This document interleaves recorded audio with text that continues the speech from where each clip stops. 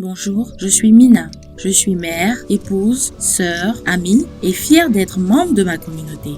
Le mois dernier, j'ai remarqué que j'avais un retard de règles. J'ai fait un test de grossesse et il était positif. Je savais que ce n'était pas le bon moment pour moi d'être enceinte. Alors, j'en ai parlé à mon amie Sophia. Elle m'a parlé de l'avortement à l'aide de comprimés. Sophia a eu un avortement l'année dernière en utilisant des comprimés et elle n'a même pas eu à se rendre dans un centre de santé. Elle s'est contentée de suivre les instructions simples qu'elle a trouvées en ligne. Plusieurs organisations de confiance qui travaillent dans le domaine de la santé et des droits des femmes y fournissent des informations fiables.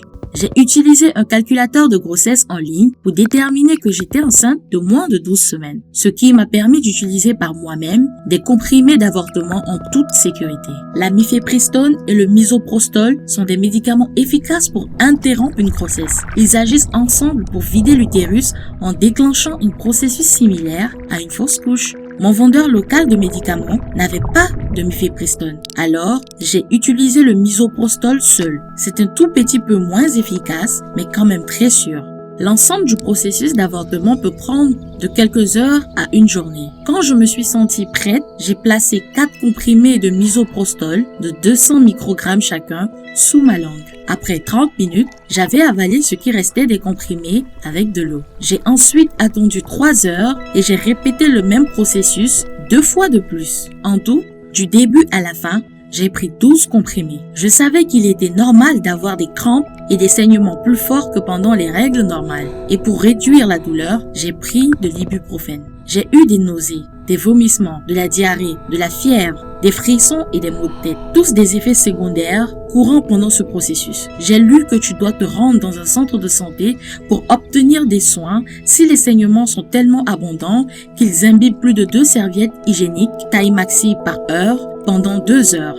Et que tu dois obtenir des soins médicaux si le jour qui suit la prise des comprimés, tu as de la fièvre, de fortes douleurs dans le ventre, des nausées ou des vomissements persistants ou des pertes vaginales inhabituelles. Si tu préfères, tu peux dire aux professionnels de santé que tu fais une fausse couche. Les symptômes et le traitement sont les mêmes. Tu dois aussi obtenir des soins médicaux si tu ne saignes pas après avoir pris le misoprostol. C'est peut-être le signe que les médicaments n'ont pas fonctionné ou qu'il y a eu un autre problème, comme une grossesse extra-utérine.